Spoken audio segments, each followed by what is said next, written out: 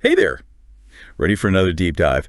We've been getting a lot of questions about President Trump's DOGE initiative. DOGE pronounced like rogue, right? Exactly, DOGE, not Doge. And let me tell you, this report, it's a wild ride.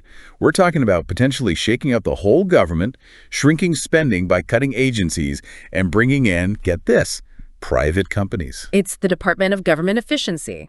Elon Musk and Vivek Ramaswamy are spearheading it, a pretty bold vision, aiming for a leaner, more cost-effective government. I bet some of you are thinking, whoa, that's ambitious. And others are like, hold on, what about the people? Well, that's what we're here for. We're going to unpack it all. The potential upsides, like maybe lower taxes and better tech, but also the risks this report lays out. Oh yeah, there are definitely risks. Like what? Job losses, economic ripples, the whole nine yards. Okay, let's break it down. Where does this report even start? It starts by diving headfirst into those economic risks. It's not sugarcoating anything. We're talking about the possibility of massive job losses, especially for people working for the federal government. Wow, that's a lot of people. Imagine the domino effect. Families hit, communities struggling, even the national economy taking a hit. And it doesn't stop there. The report also talks about the potential for lower wages and less job security if private contractors take over. Okay, so not exactly a walk in the park. But there are some potential upsides, right? The report mentions economic opportunities too. Absolutely. Think about it. Reducing the national debt, which could lead to lower taxes. The report suggests private companies could come in with innovative, cost-effective solutions. So there's a chance for some real positive change. There is. And it even mentions the possibility of new jobs being created, although maybe in different areas. So it's a trade-off, less government, maybe lower taxes, but big questions about jobs and who benefits. You got it. And we can't forget the social and institutional risks. The report paints a picture of what could happen. Essential services disrupted, people losing trust in the government. So there's a real human side to this. Absolutely. We're talking about families potentially struggling, vital services getting interrupted, maybe even a crisis of confidence in the government. But hold on, amidst all these risks, there are some potential social benefits mentioned, right? There are. Imagine government services that are actually efficient and user-friendly, maybe even faster thanks to new technology. The report even points to taxpayer savings being reinvested back into communities. So there's a chance for a more responsive government that actually delivers. Exactly. And it suggests that a successful DOGE could strengthen the U.S.'s global standing, too. Okay, so we've got a real mixed bag here. This report is basically saying, hey, it could be amazing or it could be a total disaster, but here's everything to think about. You nailed it. It doesn't give us a simple answer. It lays out a complex scenario with high stakes and a lot of unknowns. It's up to us to figure out what we think. All right, let's roll up our sleeves and dig into some of these key arguments. We're going to play devil's advocate here, explore the potential benefits and those scary what-ifs. And you, dear listener, I want you to think critically about each point. See what resonates with you. Let's start with this whole job loss situation. The report mentions potentially hundreds of thousands of jobs disappearing. Imagine entire towns built around federal agencies suddenly facing economic freefall.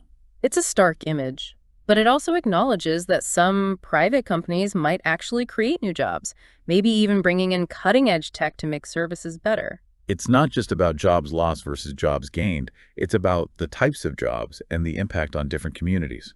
Right, and the report doesn't shy away from the possibility of lower wages and fewer worker protections if private companies take over. Absolutely. But it also suggests these companies, driven by competition, might actually be motivated to improve services. Imagine a world where government services are user-friendly and efficient. Now, that would be a game changer. There's this trade-off between efficiency and worker well-being that we have to consider. What do you think? Is it worth it for better services, even if some people lose out? That's the million-dollar question, isn't it? And this is where social and ethical factors come into play. The report says job losses could hit the middle class hard, potentially making inequality worse. It's not just about the money. It's about people's lives. Exactly. And it also suggests potential benefits, like reinvesting those taxpayer savings back into those communities. Interesting. So there are two sides to that coin. Okay, let's talk about trust in the government. What happens if essential services get disrupted or if this whole transition is botched? The report suggests people could lose faith in the government's ability to function. Yeah, that's a real concern. But imagine if it actually works. If services actually improve, that could boost trust. It's a gamble, that's for sure. It really is. We've covered some key points, but there's so much more to unpack. In the next part of our deep dive, we're going to explore the potential social and political implications of DOGE. We'll delve into the impact on communities, families, the whole fabric of American society. So buckle up, because things are about to get even more interesting. Welcome back.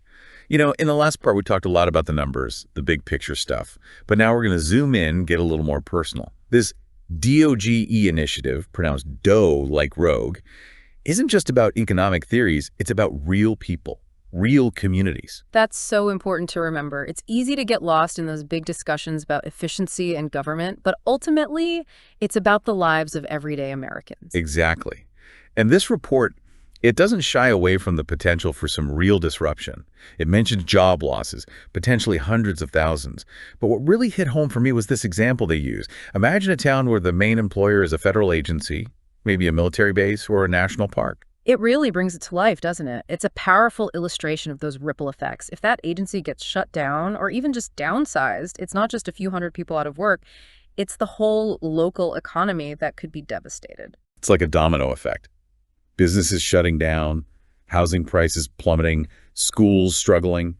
It could be really tough on those communities. And it brings up questions about fairness, about social equity.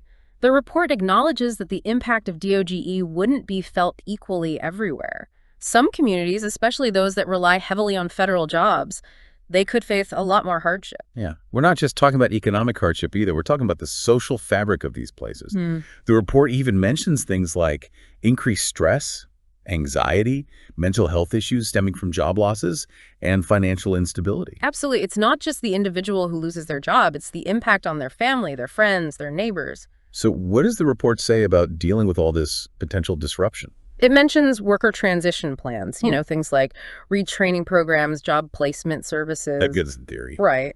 But it's pretty vague on the details, how these programs would be funded, how they'd actually work. And even with retraining, there's no guarantee those workers will find new jobs, especially if they require specialized skills or are in different parts of the country. Exactly. And that's where the potential for inequality really worries me. What if DOGE ends up mainly benefiting those who are already well off, the ones who can adapt quickly to a changing job market? It could actually make things worse. So there's a real need to think about who wins and who loses in this scenario, and how to protect those who might get left behind. Absolutely. And it's not just about mitigating the downsides either. It's about making sure the potential benefits of DOGE, if there are any, are shared fairly. If it leads to lower taxes, a more efficient government, those benefits should be felt by everyone. So we've talked about communities and families. Let's zoom out a little more to the national level. One of the big arguments for DOGE is that it would make the government more efficient, less bureaucratic, less red tape, faster service, that kind of thing. Right, streamline everything. The report suggests that by bringing in the private sector, which is often seen as more nimble and innovative, we could cut through all that red tape, reduce waste, and ultimately provide better services to citizens. I mean, it sounds good, but as we've been talking about, there are potential downsides to consider too. For sure. One concern is that this laser focus on efficiency could lead to cuts in essential services, programs that a lot of people rely on. We might see faster passport renewals, but at what cost? What if it means cuts to healthcare, education, or social safety net programs? So it's a balancing act, isn't it? Efficiency versus the social safety net. It's not just about making government run like a well-oiled machine. It's about making sure it's actually taking care of everyone, especially those who need help. Exactly. And that makes me think about the values we're prioritizing here. Would it be efficiency above all else, or would there be a commitment to maintaining a strong social safety net, making sure everyone has access to essential services? It's a good question. And it's not just about how DOGE is implemented. It's about the message it sends about the role of government in our lives. Right. This whole thing could represent a big shift in how we think about the relationship between the government and its citizens. And that shift, that could have a big impact on public trust. And let's be honest, public trust is already pretty fragile these days. Absolutely. We've already talked about the potential for eroding public trust if those essential services are disrupted or if the transition to privatization isn't handled well. But beyond trust, there's also the issue of accountability. If private companies are taking over these functions that were previously done by the government, how do we make sure they're doing the right thing? How do we ensure transparency, prevent corruption? The report mentions oversight, accountability mechanisms. Yeah, but remember, the details are pretty thin. It's a crucial area that needs more clarification. How will these companies be regulated? What can citizens do if they're not happy with the services? These are questions that need answers before we even think about implementing DOGE on a large scale. I completely agree. We need to be asking these tough questions. Okay, so we've talked about the potential impact within the U.S. on communities, families, the whole country. But this report, it also hints at something bigger, something that could reach far beyond our borders. It talks about potential global ripple effects. Imagine, just for a moment, that DOGE actually succeeds. The U.S. government gets smaller, more efficient, and starts reaping these big economic benefits. The report paints a pretty rosy picture, doesn't it? Lower taxes, a booming tech sector, maybe even a budget surplus. And other countries are going to be watching, right? Yeah. Could DOGE become a model for other governments looking to do the same thing, streamline operations, boost their economies? It's definitely possible. It's happened before with other policy ideas. One country tries something new, it seems to work, and suddenly everyone's doing it. DOGE could potentially trigger a global wave of government reform, with countries all over the world adopting similar models. But what if it backfires? What if this whole experiment with shrinking the government, relying more on the private sector, what if it goes horribly wrong? Could that have a negative impact on the global economy? It's a risk we can't ignore. If DOGE leads to instability in the U.S. economy, those ripples could be felt worldwide. Stock market crashes, currency fluctuations, trade disruptions. It could be a real mess. And it's not just the economic fallout. What about political instability? If DOGE is seen as a failure of American leadership, that could damage the U.S.'s reputation on the global stage. Other countries might not be as willing to work with the U.S., leading to more conflict and instability.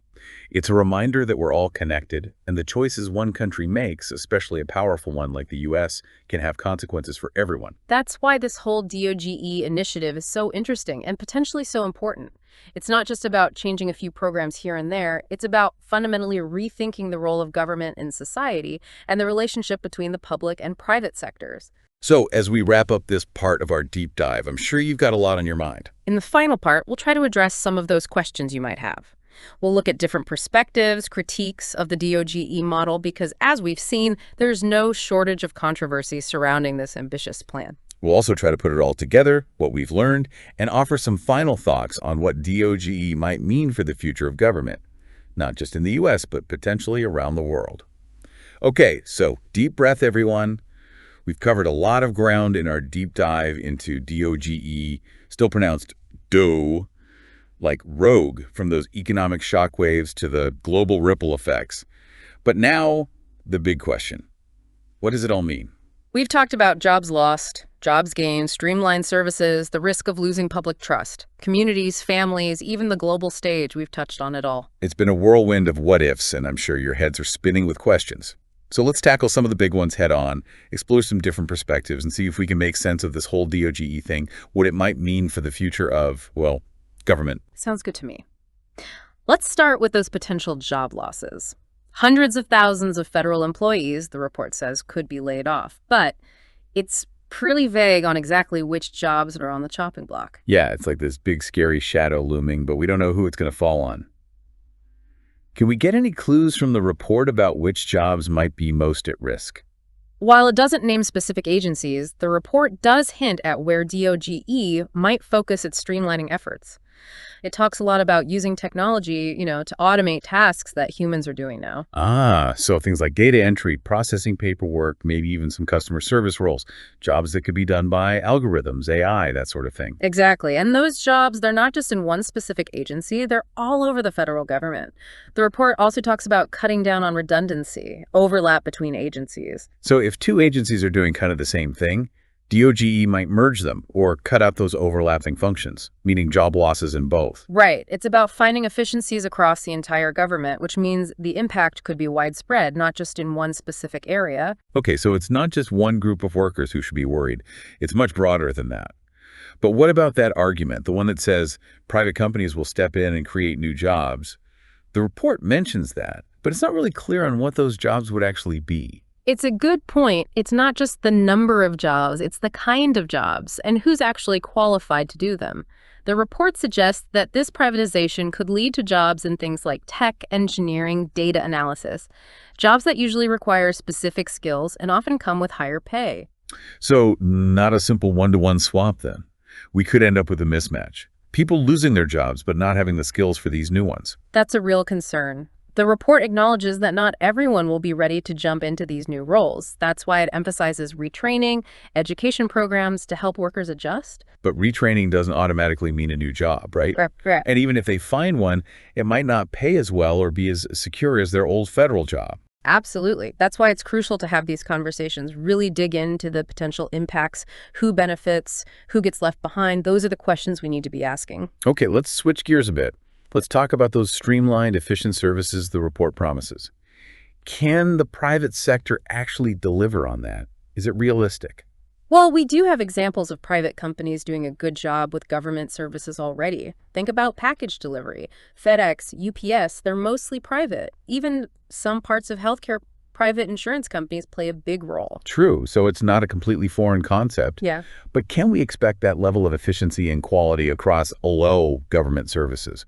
And what's to stop those companies from cutting corners to save money, even if it means the service suffers? Valid points. The report says that oversight, accountability, those will be key to making sure private companies maintain high standards and put citizens first. But remember, we talked about this before, the report is a bit light on the specifics of those oversight mechanisms. How do we make sure these companies are actually held accountable? And what if they don't deliver? Questions that need answers for sure. Transparency is crucial here.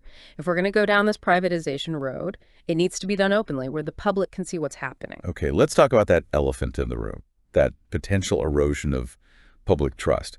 If people start seeing essential services, healthcare, education, handed over to private companies, won't that make them lose faith in the government? It's a real worry, especially since trust in government is already pretty low. If this transition isn't handled carefully, if services are disrupted, if people feel like they're being ignored, it could really damage that trust even further. And once that trust is gone, it's tough to get back. So the stakes are pretty high. Absolutely. This is why we need to have open, honest discussions about DOGE. This report, it's just one perspective, one piece of a much bigger picture. We need to hear from experts in different areas, from community leaders, from everyday people who would be affected by these changes. It's not just some theoretical debate. This is about real lives, the future of our country.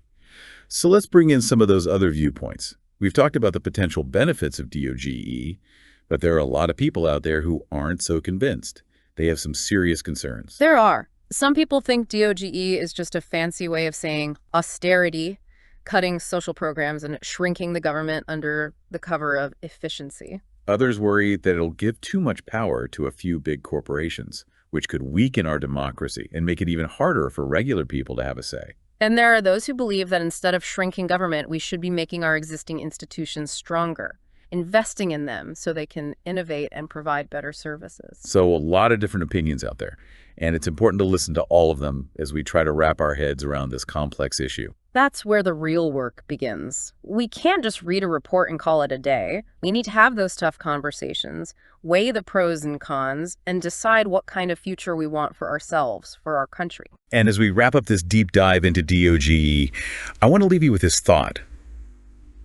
This whole initiative, whether it's a success or a failure, is part of a much bigger conversation we're having as a society, a conversation about the role of government. About the balance between efficiency and fairness, between individual responsibility and the common good. About how we find solutions to the challenges facing our nation, solutions that are practical but also just. And that's what makes this DOGE discussion so fascinating, so important. It reminds us that government isn't just some abstract idea. It's a reflection of our values, our choices, our vision for the future. So as you continue to think about DOGE, think about what kind of government you want, what kind of society you want to live in, and how we can all work together to build a better future for everyone. Thanks for joining us on this deep dive.